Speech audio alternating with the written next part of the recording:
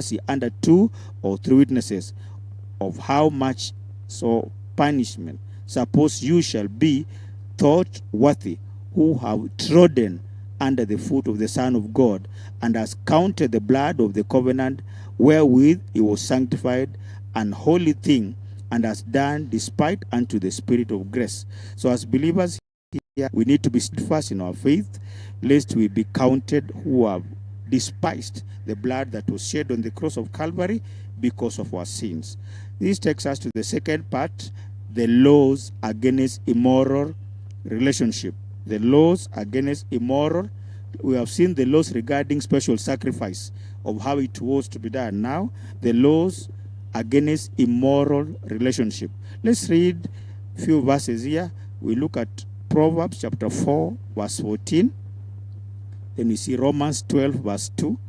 Then we see 1 Peter chapter 4, verse 1 to 4. Then we shall come back to our text. Let's start with the Proverbs chapter 4, verse 14. Pastor Luke will read that. Romans chapter 12, verse 2.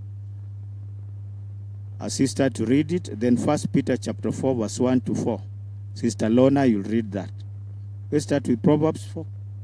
Luke. Verse 14. Bible says, enter not into the path of the wicked, and go not in the way of evil men. Thank you. Sister Lorna, help us read 1 Peter chapter 4, verse 1 to 4. 1 Peter chapter 4, verse 1 to 4.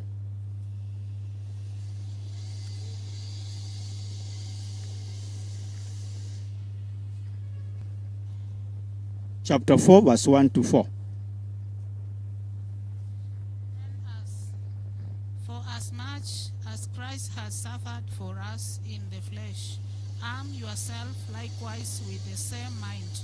For he that had suffered in the flesh had ceased from sin, that he no longer should live the rest of his time in the flesh to the lust of men, but to the will of God.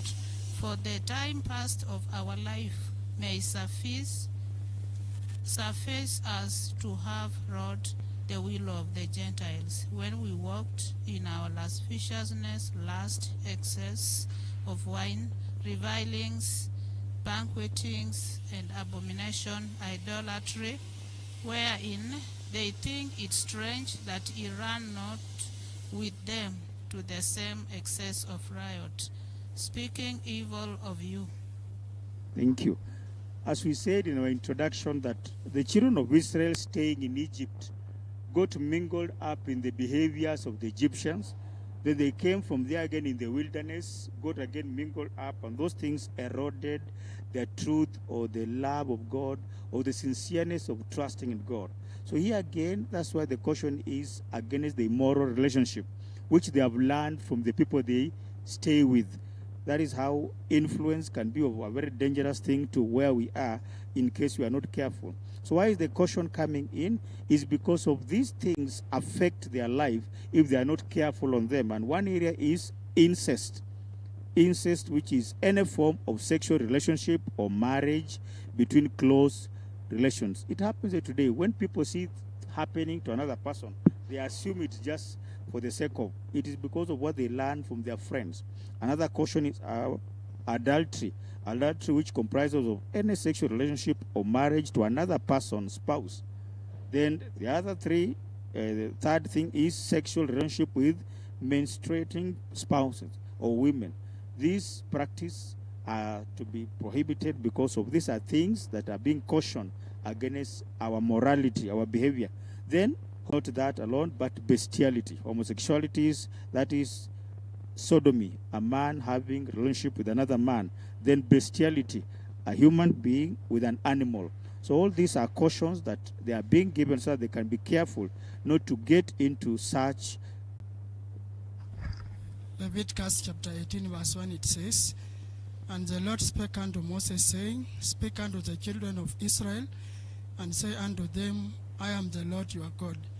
After the doings of the land of Egypt, wherein you dwelled, shall you not do, And after the doings of the land of Canaan, whither I bring you, shall you not do, neither shall